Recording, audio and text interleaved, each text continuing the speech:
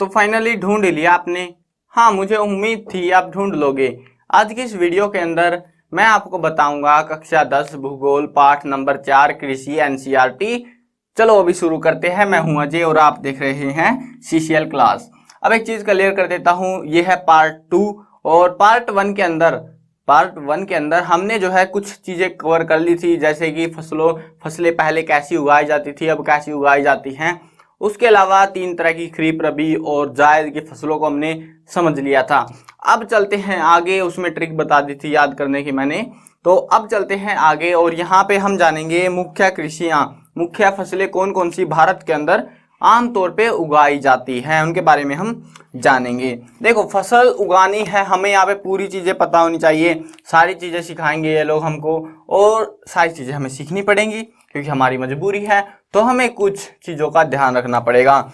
देखो, कोई भी खेती कर रहे हो आप, मान के चलते हैं यहाँ पे हम खेती कर, मान के नहीं चल रहे अभी, ठीक है ना, चैप्टर के अंदर है ये चावल की खेती। पहला पॉइंट आता है चावल की खेती। अब कोई भी खेती करनी है आपको कुछ चीजों का ध्यान रखना पड़ेगा। एक तो वो फसल किस तरह की है, फसल किस तरह की है, खरीफ की फसल है, रबी की फसल है, जायद की फसल है, ठीक है, वो आपको पता होना चाहिए। ठीक है, फसल प्रकार ये लिख देते हैं हम यहाँ पे। उसके बाद में ये पता करना पड़ेगा, हमें पता होना चाहिए। मैं बताऊंगा, अगर एक चीज पता लग गई तो सारी चीजें आपको पता लग जाएंगी, ठीक है। उसके बाद में आपको चाहिए तापमान। क्या चाहिए? तापमान। कम गर्मी चाहिए या ज्यादा गर्मी चाहिए, ठीक है, वो चीज ध्यान रखनी है। उसके बाद में आपको क्या चाहिए? बारिश, वर्षा बोल सकते हो आप, बारिश बोल सकते हो। वार्षिक वर्षा होती है वैसे ये, ठीक है ना, मतलब एक साल के अंदर जो बारिश होगी ना, कितनी टोटल बारिश है, उसको हम वार्षिक वर्षा बोलते हैं। तो ये वार्षिक वर्षा भी हमें चाहिए होगी। तो ये मेन चीजें हैं, जो 3 चीजें जिनका आपको पता होना चाहिए अगर किसी के बारे में आप लिख रहे हो। अब देखते हैं चावल के बारे में हम। और हाँ, एक चीज और रह गया हमारा, क्षेत्र या फिर इलाका बोल सकते हो, जो मन करे बोलो, कि कहाँ पे उगाई जाती है ये फसल। ये चीजें आपको पता होनी चाहिए। अगर क्वेश्चन आएगा, गारंटीड आएगा, चावल या गेहूं में से एक के बारे में पूछा जाता है कि उसमें चीजें, उसके बारे में बताओ, भौगोलिक स्थितियां उगाने के बारे में सारा कुछ, तो आपको सारी चीजें बतानी पड़ेंगी, ठीक है। तो आप सेंटेंस बना के लिखोगे, लाइनें बना के, ऐसे नहीं कि ऐसे लिख दिया जैसे मैंने बनाया है, बट हाँ, ये इन शॉर्ट समझाने का एक मेथड रहेगा। आपको ट्रिक बता दूंगा मैं, टेंशन मत लो। अब देखो चावल के बारे में। चावल हमारा एक गर्मियों में उगाई जाने वाली फसल है। गर्मियों में कौन सी उगती है आपको पता होगा ना, खैसे खराब, खरीफ की फसल उगती है। अगर आपने पिछली वीडियो नहीं देखी तो आपको नहीं पता फिर खैसे खराब कैसे हुआ, लेकिन मैं फिर भी बता दूंगा आपको। हमने ट्रिक अपनाई थी कि जो खरीफ की फसलें हैं हम उनको याद रखेंगे। खरीफ का मतलब है खराब हो जाना, और खराब कब होती है? गर्मियों में होती है। तो चावल कैसी है? एक खरीफ की फसल है, हमें पता है गर्मियों में होती है। इसको वार्षिक वर्षा ज्यादा चाहिए होती है। देखो, वार्षिक वर्षा अगर आपको याद है आसपास की तो कर लेना, नहीं तो कमियां ज्यादा बता सकते हो, ठीक है। लेकिन हाँ, गर्मियां हैं, गर्मियों में क्या आता है? मानसून आता है ना। तो मानसून की बारिश होती है तो ज्यादा बारिश चाहिए इसको लगभग 100 सेंटीमीटर का सालाना बारिश चाहिए। कितनी चाहिए? 100 सेंटीमीटर की वार्षिक वर्षा इसको चाहिए होती है। अब तापमान क्या चाहिए इसको? गर्मी ज्यादा चाहिए ना। देखो, कमियां ज्यादा ही लिख रहे हैं हम, ठीक है, ज्यादा। यहाँ पे ज्यादा का मतलब क्या होता है वैसे आपको बता देता हूँ, नोटिफाई कर देता हूँ। जो 25 डिग्री सेल्सियस जो नॉर्मल रूम टेम्परेचर हमारा होता है ना, तो उससे अगर ज्यादा टेम्परेचर है तो उसको हम ज्यादा बोलेंगे, इससे कम है तो कम बोलेंगे, ठीक है, समझ गए ना। इससे कम है तो कम बोलेंगे, ज्यादा है तो ज्यादा बोलेंगे। अभी इसको तापमान ज्यादा चाहिए होता है। अब क्षेत्र देखो, अब भारत का नक्शा थोड़ा सा पता होना चाहिए। वैसे मैप अगर स्क्रीन पे दिखाऊंगा तो यार आपको ज्यादा आइडिया लगेगा, तो मैप देख लो एक बार के लिए, ठीक है। अब मैप को तो हो गया ऐड, मैप तो टेंशन की बात नहीं है, लेकिन थोड़ा सा बताना जरूरी है, ठीक है। वैसे लास्ट में बता सकता हूं मैं आपको, तो थोड़ा सा एक रफ मैप बनाता हूं मैं आपके लिए, बिल्कुल से रफ।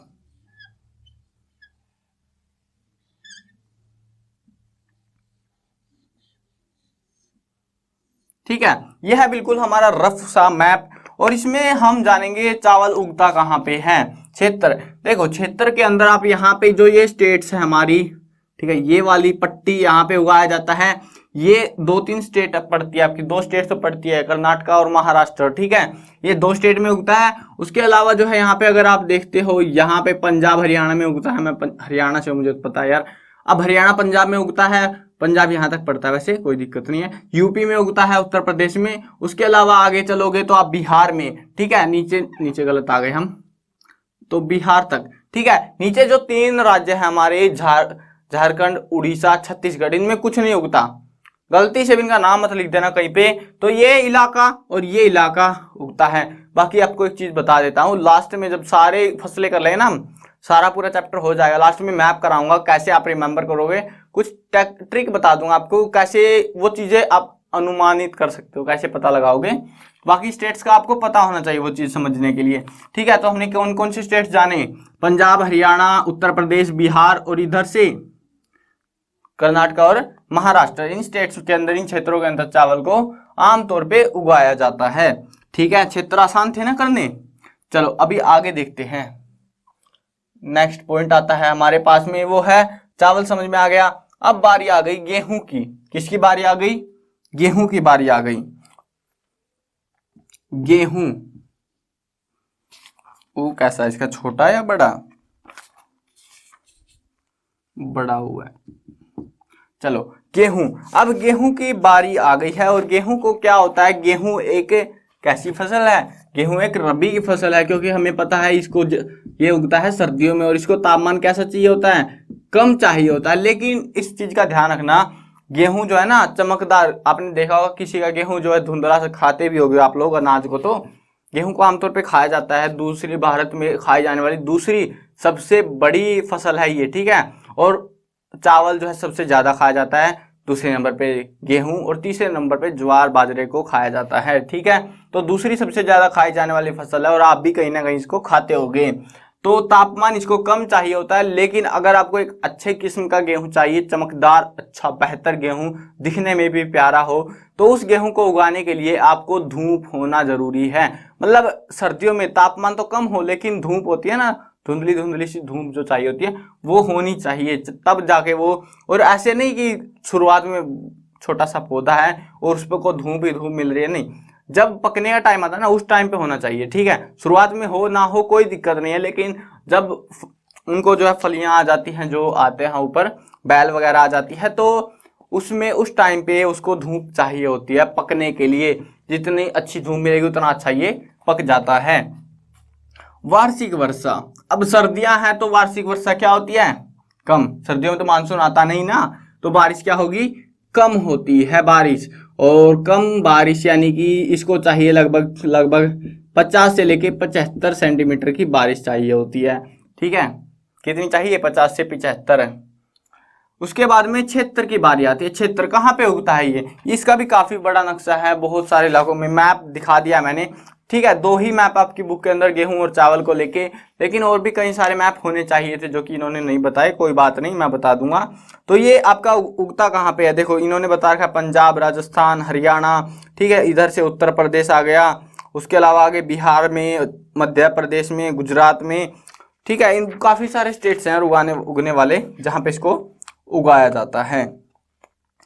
अब आमतौर पे अगर आप इस चीज का ध्यान रखोगे, नहीं कुछ याद रहता है, तो आपको एक बात बता देता हूं कि जहां पे उपजाऊ मिट्टी है ना, उपजाऊ अच्छी मिट्टी है, जो कि मैदानी इलाका है गंगा का, और इधर से सांगपो जो ब्रह्मपुत्र नदी है उसका जो मैदानी इलाका है, उनके बीच की जो भी भूमि है उसके अंदर इसको खास तौर पे उगाया जाता है। चलो अगली फसल देखते हैं हम। तो अगली फसल कौन सी है? वो है हमारे मोटे अनाज। कैसे अनाज? मोटे अनाज। मोटे अनाज का मतलब क्या है? नहीं समझ में आ रहे? मोटे अनाज कौन से होते हैं? आपने देखो अनाज तो खाया है, अनाज यही होते हैं, गेहूं चावल, इसको अनाज बोलते हैं। लेकिन मोटे अनाज भाई ये क्या चीज आ गई? चलो देखते हैं मोटे अनाज कैसे होते हैं। मोटे अनाज, अब ये वो दाने होते हैं जो गेहूं और चावल के कंपेयर में बड़े होते हैं थोड़े से, ठीक है। अब इसमें जो फसलें आती हैं वो कौन कौन सी आती है? आपकी ज्वार, बाजरा, रागी, ऐसी फसलें इसके अंदर इंक्लूड की जाती हैं, ठीक है। ज्वार बाजरा खास तौर पे इस्तेमाल होता है। ज्वार तीसरे नंबर पर खाई जाने वाली भारत की सबसे बड़ी फसल है, ठीक है। अब ये जो है ना, ये सारी की सारी फसलें जो है ज्यादातर गर्मियों में उगती है, यानी कि ये सारी की सारी ज्यादातर खरीफ की फसल है। कैसी फसल है? खरीफ की फसल है ये ज्यादातर। अब तापमान की देखो, दो तीन फसलें जो होती है, ज्वार और बाजरा साथ में उगाते हैं बहुत सारे लोग, मक्का भी उगाते हैं, तो ये तीनों फसलें खरीफ की हैं। अब वो लास्ट में बता दूंगा मैं सारी चीजें, बिल्कुल लास्ट में कंक्लूजन मिलेगा चैप्टर का। अब बारी आती है तापमान की। देखो जब भी खरीफ की फसल आएगी, जब भी खरीफ की फसल का नाम आ जाएगा, फसल का प्रकार अगर पता लग गया, जैसे हम सवाल को सोल्व करते हैं, हल करते हैं सवाल को किसी भी पर्सन को, तो उसमें हमें एक वैल्यू मिल जाती है तो दूसरी पता लग जाती है। गर्मी है तो भाई आप नहीं रोक सकते, आप गर्मी को नहीं रोक सकते। आप क्या, मैं भी नहीं रोक सकता, कोई नहीं रोक सकता। जब गर्मियों में उगाओगे तो भाई गर्मी ही मिलेगी, ठंड नहीं मिलेगी उसको। तो खरीफ की फसल है तो गर्मी कैसी होगी? ज्यादा होगी। सर्दियों में रबी की फसल है तो गर्मी क्या होगी? कम होगी। नॉर्मल सी बात है, बेसिक सी बात है। अब बारिश, इसको बारिश बहुत ज्यादा कम चाहिए होती है, गेहूं से भी कम बारिश में उग जाता है। और यही वो कारण है कि इसको राजस्थान के अंदर उगाया जाता है। वैसे आंध्र प्रदेश के अंदर सबसे ज्यादा इसका उत्पादन किया जाता है, इनका ज्वार बाजरे का। लेकिन फिर भी क्योंकि वहां पे कैसी मिट्टी मिलती है, वहां पे जो है हल्की टाइप की मिट्टी है, जो कि इनके लिए परफेक्ट है, सूखे में होती है, और वहां पे सूखा बहुत ज्यादा पड़ता है। और वो रीजन मैं आपको बताऊंगा, टेंशन मत लो, अभी नहीं बताऊंगा क्योंकि अभी यार वीडियो खिंचती चली जाएंगी लंबी लंबी, और फिर वो आपका जो मजा है, इंटरेस्ट है, वो खराब हो जाएगा।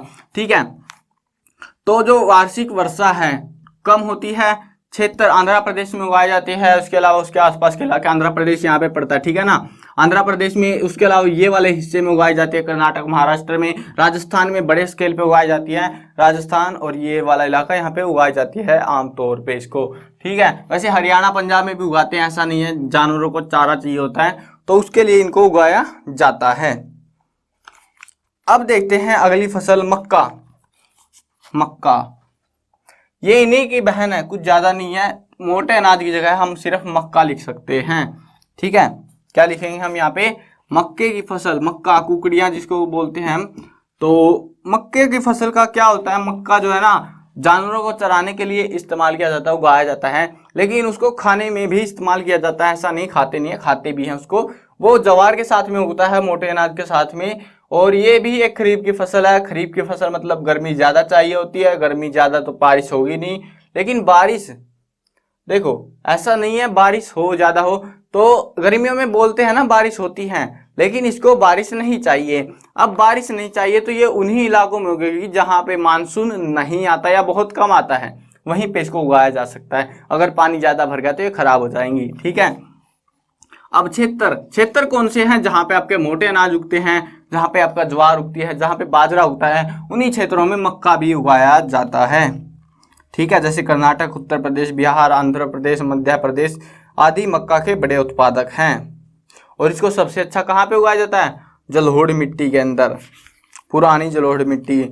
आपको पता है कहाँ पे मिलती है? वो इस वाले हिस्से में मिलती है, इस वाले हिस्से में पूरा। ठीक है, तो यहाँ पे आपको जलोढ़ मिट्टी मिल जाएगी, वो भी पुराने वाली। अब बारी आती है दालों की। किसकी बारी आती है? दाल। भारत में दालें सबसे ज्यादा उगाई जाती है। आपको नहीं पता, दुनिया में जितनी भी दाल उगती है ना, भारत सबसे ज्यादा दाल का उत्पादन करता है। लेकिन भाई साहब हम बेचते नहीं किसी को, हम खा जाते हैं खुद ही।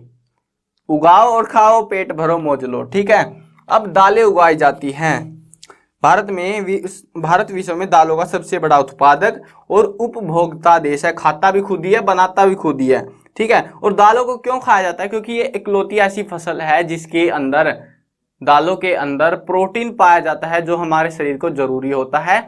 और वो प्रोटीन सिर्फ शाकाहारी भोजन में, सिर्फ दालों में ही मिलता है ज्यादातर। ठीक है, तो इसीलिए दालों को उगाया जाता है। अब दालों का फायदा भी होता है। दाल जो है ना, जब हम दालों के पौधे उगाते हैं तो वो मिट्टी को में नाइट्रोजन भर देते हैं जो जिसकी जरूरत होती है। और अगर उसके बाद, दाल उगाने के बाद में कोई भी फसल उगाते हो तो वो फसल पहले के मुकाबले ज्यादा अच्छी होती है। इसीलिए भी कई इलाकों में दाल को उगाया जाता है। और फायदा तो मिलता है यार, दाल बिकती है, आप खाते हो तो दाल बिकती है, फायदा तो होगा ही उसका भी उगाने का। अब देखते हैं, ये सारी चीजें तो हो गई। और यहाँ पे एक दाल आती है आपकी अरहर की दाल। दालें बहुत सारी है, मूंग की दाल, चने की दाल, ये दाल वो दाल। इनमें एक दाल आती है अरहर की दाल। याद रखना, अरहर की दाल नाइट्रोजन का जो है, नाइट्रोजन चक्कर में भाग नहीं लेती। बाकी सारी दालें ऐसा काम करती है, मिट्टी को अच्छा बनाती है। और इसको कहाँ पे उगाया जाता है? इसको जो है क्षेत्र है इसका मध्य प्रदेश, उत्तर प्रदेश, राजस्थान, महाराष्ट्र, कर्नाटक, इन सारे इलाकों में इसको उगाया जाता है। और ये भी एक खरीफ की फसल है, तापमान इसको ज़्यादा चाहिए होता है। उसके अलावा वार्षिक वर्षा बारिश जो है इसको कम बारिश में भी हो जाती है। और ये भी ज्वार बाजरे के आसपास के इलाकों में आपको मिल जाएंगी, ठीक है। अब देखो एक चीज आपके मन में उठेगा, यार मतलब सब खरीफ की फसलें हैं, एक ही जगह पे उगा रहे हैं, तो सीजन भी सेम है, तो उगते कैसे फिर ये, है ना?